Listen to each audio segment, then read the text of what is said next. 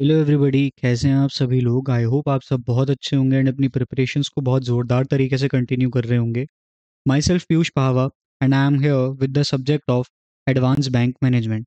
Advance bank management में हम unit wise MCQ series को कर रहे थे for your module A. And अभी तक हमने 8 यूनिट्स को कंप्लीट कर लिया है। And in today's video we are going to start and complete the MCQs of the last unit of your module A, जिसका नाम है सिमुलेशन। तो आज की इस वीडियो में हम सिमुलेशन के जितने भी एमसीक्यूज हैं उन्हें करेंगे। बहुत छोटा सा ये चैप्टर है, बहुत ही कम इसके एमसीक्यूज बनते हैं। इसका एक प्रैक्टिकल क्वेश्चन जो आपका बहुत बड़ा वाला क्वेश्चन होता है वो हमने आपके जो कॉन्सेप्चुअल सीरीज की थी उसमें किया था। बट उसके उस क्वेश्चन के भी आने के चांसेस बहुत कम है, क्योंकि आपका जो ये एग्ज़ाम होता है, के एग्जामिनर को भी पता है कि इतना टाइम किसी भी कैंडिडेट के पास नहीं होता। तो इसलिए जो आपका उस क्वेश्चन के आने के चांसेस कम है, but just for knowledge perspective वो क्वेश्चन आपको कराया गया था। एंड आज जो भी आपके एमसीक्यूज कराए जाएंगे वो अप्रॉक्सीमेटली उसी के अराउंड आपका एग्जाम आप में क्वेश्चंस पूछे जाने के चांसेस हैं।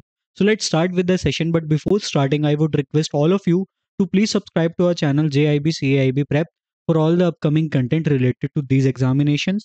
Also, join our Telegram group using this QR code for the updates, links, and PDF related to the sessions conducted on our channel. Now, let's start with the topic. सबसे पहला question हमारे सामने आ रहा है, what is the main objective of simulation in the context of banking. Banking में main reason क्या है आपका सिमुलेशन का? To predict the future market trends नहीं, to evaluate the risk and uncertainty in banking decisions yes. अब simulation से हम risk and uncertainty को कैसे समझेंगे? हमने जब सिमुलेशन पढ़ा था तब हमने बताया था कि ये डिमांड एंड सप्लाई को मीट करता है। तो हम यहाँ पे ये देखेंगे कि जितनी डिमांड हमारे लोन की हो रही है, क्या उतने हमारे पास अमाउंट बैंक में है? अगर वो नहीं है तो हम किस तरीके से कितना एडिक्वेट अमाउंट हम अपने पास रखें जिससे हम लोन्स की डिमांड को मीट कर पाए। इस तरीके से आप रिस्क और अनसर्टेनिटी इन बैंकिंग को इवेलुएट करते हैं using simulation method. Let's move on to the next question. Next question आपसे क्या कह रहा है, which of the following is not a typical application of simulation in banking. तो बैंकिंग में कौन सा एक मेथड नहीं है जो आप यूज करते हैं application? Predicting loan defaults yes, pricing of financial products yes, optimizing ATM cash flow yes, calculating the bank's total revenue नहीं। इसके लिए तो यही है आपका करेक्ट आंसर। सॉरी, जो ऊपर वाले हैं ये सब आप यूज करते हैं, इसको आप यूज नहीं करते, तो यही है आपका करेक्ट आंसर। क्यों? क्योंकि जो बैंक का टोटल रेवेन्यू होगा उसे तो आप किस तरीके से निकालेंगे? अकाउंटेंसी का यूज करके। वहां पे आपको सिमुलेशन थोड़ी चाहिए, इसलिए आपका option number D is your correct answer. Okay, अब नेक्स्ट क्वेश्चन है आपके सामने, वो आपसे क्या कह रहा है, इन the context of simulation what is random variable. तो रैंडम वेरिएबल क्या है सिमुलेशन के केस में? और वेरिएबल विद फिक्स्ड वैल्यू नहीं, अगर उसकी फिक्स्ड वैल्यू होती तो हम रैंडम नंबर टेबल ही क्यों बनाते? A variable that is determined by user नहीं, वो रैंडम टेबल का यूज करके बनता है। A variable that can take on multiple values each with certain probability yes, यही आपका करेक्ट आंसर। हम रैंडम नंबर टेबल बनाते हैं, उससे हम रैंडम वेरिएबल को निकालते हैं कि कौन से रैंडम वेरिएबल पे क्या हमारी प्रोबेबिलिटी हो सकती है, उसका यूज करते ही हम क्या निकाल पाते हैं, अपना रैंडम इंटरवल बनाते हैं। Let's move on to the next question. And ये क्वेश्चन आपसे क्या पूछ रहा है, what is the first step in conducting a simulation study. अगर आपको सिमुलेशन स्टडी कंडक्ट करनी है तो आपको सबसे पहले स्टेप क्या करना है? एनालाइज द आउटपुट रिजल्ट्स, ये तो सबसे लास्ट स्टेप है। Define the problem and objectives, यही है आपका फर्स्ट स्टेप। जब तक आप प्रॉब्लम को डिफाइन नहीं करेंगे या आप उसके ऑब्जेक्टिव्स को डिफाइन नहीं करेंगे तब तक आप अपनी सिमुलेशन की स्टडी को प्रोसीड ही नहीं कर सकते। इसलिए option number B is your correct answer. Now let's move on to the next question. And ये क्वेश्चन आपसे क्या कह रहा है, in a banking simulation model what does waiting time of a customer represent. जो waiting time of a customer है simulation model में banking के, वो क्या रिप्रेजेंट कर रहा है? Time spend by a customer in a queue, यही आपका करेक्ट आंसर। एंड इसे आपको याद करना है, ये हमने जब अपनी कॉन्सेप्चुअल सीरीज की थी उसमें हमने इस चीज़ को नहीं पढ़ा था, क्योंकि आपके जो मैकमिलियन बुक है उसमें इस चीज़ को कवर नहीं किया गया था। बट जो आपके एक्सपेक्टेड एमसीक्यूज हैं उसका ये पार्ट है, तो आपको ये लर्न करना होगा कि वेटिंग टाइम क्या होता है हमारे। वो बताता है कि क्या कस्टमर ने कितना टाइम स्पेंड किया है लाइन में खड़े होके, तो वही आपका रिप्रेजेंट करता है क्या waiting time banking simulation model में। Let's move on to the next question. ये क्वेश्चन आपसे कह रहा है, which of the following is not a feature of good simulation model. जो सिमुलेशन मॉडल है, एक अच्छा सिमुलेशन मॉडल होता है, उसका क्या फीचर नहीं है? Accuracy in modelling in real world process. ये तो हमें चाहिए ही होता है कि जो वो रियल वर्ल्ड की प्रोसेसेस हैं उसकी एक्यूरेसी को ये डिटरमाइन करे। The ability to handle uncertainty, uncertainty है तभी तो हम सिमुलेशन मॉडल का यूज कर रहे हैं, और तभी अगर वो उसे हैंडल कर पाएगा तभी वो एक अच्छा है, अच्छा सिमुलेशन मॉडल है। Simplicity and minimal data requirements, ये है आपका रॉन्ग, सॉरी ये आपका नहीं है पार्ट, इसलिए यही आपका करेक्ट आंसर। क्यों? क्योंकि अगर डेटा हमारा सिंपल होगा, मिनिमम डेटा होगा, तो उसको तो हम स्टडी करके खुद अपना आंसर निकाल सकते हैं। डेटा बहुत वाइड है, बहुत कॉम्प्लेक्स है, तभी तो हम सिमुलेशन मेथड का यूज कर रहे हैं। इसलिए अगर ये इसकी रिक्वायरमेंट है मिनिमल डेटा और सिंप्लिसिटी, तो वो आपका एक अच्छा सिमुलेशन मॉडल नहीं है। Hence option number C is your correct answer. Let's move on to the next question. And ये क्वेश्चन आपसे क्या कह रहा है? In a simulation model for loan defaults, if the interest rate increases the loan default rate is likely to. देखिए, अगर हमारे loan के जो इंटरेस्ट रेट हैं वो बढ़ रहे हैं, तो कोई भी अगर पर्सन होगा उसके ऊपर रिपेमेंट का, लोन रिपेमेंट का जो ईएमआई है वो ज़्यादा होगा, इंटरेस्ट होने से ईएमआई ज़्यादा निकलेगी। अगर ईएमआई ज़्यादा है तो चांसेस हैं कि वो पर्सन ईएमआई पे ना कर पाए, इसलिए जो लोन डिफॉल्ट रेट होगा वो भी बढ़ेगा। किससे? आपके इंटरेस्ट रेट के इंक्रीज होने से।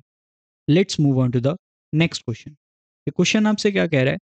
अ bank is modelling its ATM service using a Poisson process. If customers arrive at a rate of 5 per hour, what is the probability that no customer will arrive in next hour? तो यहाँ पे हम Poisson distribution का use कर रहे हैं। Poisson distribution में क्या होता है? P X is equals to zero. क्यों? क्योंकि हमें जीरो कस्टमर चाहिए अगले आवर में। वो कैसे निकलता है? E raise to power minus lambda multiply by lambda raise to power X divided by X का फैक्टोरियल। अब देखिए, E raise to power minus lambda, lambda क्या होता है? आपका मीन। तो ये है आपका मीन। 5 आपके कस्टमर्स आ रहे हैं arrive at a rate of 5 per hour, यानी एक आवर में 5 आते हैं, ये एक एवरेज है, यानी E raise to power minus 5 into lambda raise to power X. Lambda क्या है आपका 5, एक्स क्या है आपका 0, तो 5 raise to power 0 divided by 0 factorial. 0 factorial की वैल्यू क्या होती है? 1। किसी की भी पावर में 0 लग जाए उसकी वैल्यू क्या होती है? 1। तो आपका फाइनल आंसर क्या बनेगा? ई रेज टू पावर माइनस 5। ये आ जाएगा आपका ई रेज टू पावर माइनस 5, नहीं है आपका आंसर। आपके क्वेश्चन में जब एग्जाम में आएगा तो आपको ई रेज टू पावर माइनस 5 की वैल्यू गिवन होगी, जिसको निकाल के आप फाइनल आंसर को टाइप कर पाएंगे। Let's move on to the next question. And ये क्वेश्चन आपसे कह रहा है, which of the following statements about simulation models is correct? जो आपके फॉर्मुलेशन, जो आपके फॉलोइंग स्टेटमेंट्स हैं उनमें से सिमुलेशन मॉडल के बारे में कौन सा स्टेटमेंट करेक्ट है? Simulation model always produce exact results. नहीं, एग्जैक्ट रिजल्ट्स को तो ये प्रिडिक्ट ही नहीं कर सकता। क्यों? क्योंकि ये एक कंप्यूटराइज्ड मॉडल है और रियल लाइफ मॉडल अलग होते हैं। कंप्यूटराइज्ड मॉडल के अकॉर्डिंग मेरी डिमांड 20 निकल सकती है, बट रियल वर्ल्ड में वो 24 भी हो सकती है और 16 भी हो सकती है। तो ये एग्जैक्ट रिजल्ट तो कभी प्रोड्यूस कर ही नहीं सकता। Simulation models are only useful for short term forecasting. नहीं, ये तो लॉन्ग टर्म फोरकास्टिंग के लिए भी हम यूज करते हैं। Simulation is deterministic process. नहीं, ये आपके डिटर्मिनिस्टिक प्रोसेस नहीं है। यहाँ पे आपको कुछ डिटरमाइन नहीं करना होता, यहाँ पे सिर्फ आपको डेटा वैलिडेट करना होता है। तो ये आपकी वैलिडेशन प्रोसेस है।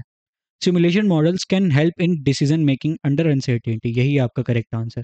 सिमुलेशन मॉडल हम अनसर्टेनिटी में यूज करते हैं, जिसके थ्रू हम अपने डिसीजंस को ले पाते हैं, एंड उसी के थ्रू हम अपनी सप्लाई चेन को यूज करते हैं ताकि हम डिमांड को मीट कर पाएं। Let's move on to the next question. And ये क्वेश्चन आपसे क्या कह रहा है? What is the main advantage of using simulation over traditional analytics method in banking? Banking में हम सिमुलेशन मॉडल को यूज कर रहे हैं, ऐसा क्यों कर रहे हैं? इट प्रोवाइड्स एग्जैक्ट सॉल्यूशन, ये तो कभी करता ही नहीं है। It can handle complex and uncertain system. यही आपका करेक्ट आंसर। आपके कॉम्प्लेक्स डेटा होता है, आपका ऐसा डेटा जिसमें आपको यही नहीं पता कि सर्टेनिटी नहीं है कि आगे क्या होगा, क्या आगे क्या नहीं। ऐसे केस में हम किसे यूज करते हैं? सिमुलेशन मॉडल को यूज करते हैं। Hence option number B is your correct answer. Let's move on to the next question. अगला क्वेश्चन आपसे कह रहा है, एक बैंक है वो एनालाइज कर रहा है कि उसके कितने डिफॉल्ट होते हैं। तो जो प्रोबेबिलिटी है वो बाइनोमियल डिस्ट्रीब्यूशन को यूज करते हैं, जहां पे n है आपका 100 और p है 0.05। तो मीन क्या होगा नंबर ऑफ डिफॉल्ट का? तो हमने बाइनोमियल डिस्ट्रीब्यूशन में पढ़ा है मीन कैसे निकलता है। मीन निकलता है n इंटू पी से। n है आपका 100, p है आपका 0.05, तो आपका मीन कितना निकल कर आएगा? 5। हेंस 5 जो है आपका करेक्ट आंसर है, एंड आपको ये मैनुअली टाइप करना पड़ेगा आपके जो सिस्टम है उस पर। एंड इसी क्वेश्चन के साथ आपका जो आज का ये सेशन है वो यहीं पे एंड होता है।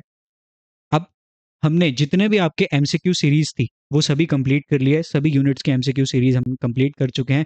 अगर आपको ये पूरे एमसीक्यू सीरीज में मजा आया होगा, आपको ये समझ आए होंगे एमसीक्यूज, तो please hit the like button, subscribe to our channel JIB CIB Prep for all the upcoming content related to these examinations, and please drop your valuable comment so that we can improve and provide the content more effectively. Thank you so much everyone for attending this session.